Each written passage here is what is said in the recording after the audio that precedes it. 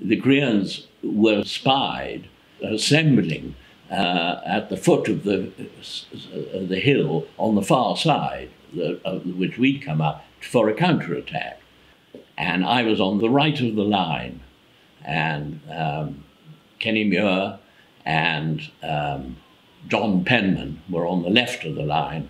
And during a lull, I walked down behind the ridge, which was, of course, out of sight of the enemy, and had a chat with them. And indeed, I was standing next to John Penman when he suddenly turned to me and said, "Oh, damn, I've been hit."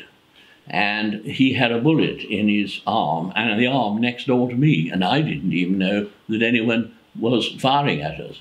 It was while going back down to the second, which was originally the ridge I'd been on earlier in the day, that some nasty chap shot me from behind.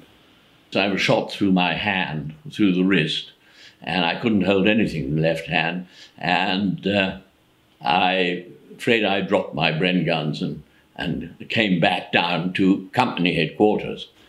I walked down there and was met by John Slim, the adjutant, who insisted I smoked a cigarette, and I don't smoke. But he said, "Oh no, it'll calm your nerves," or something like that. And I wasn't in great pain or anything. I mean, I couldn't use my left arm at all. The actual bullet going through, I always remember thinking, was exactly like an electric shock. And my left hand was knocked right above my head, and my Bren gun went flying. I walked with the other walking wounded back to the regimental aid post.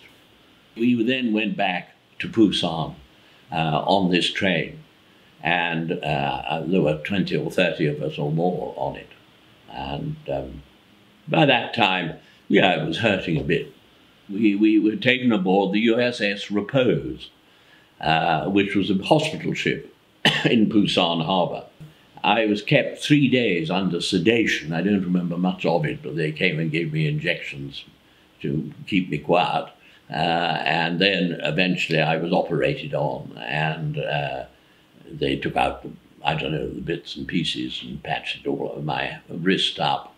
And then I was just in a ward with other soldiers.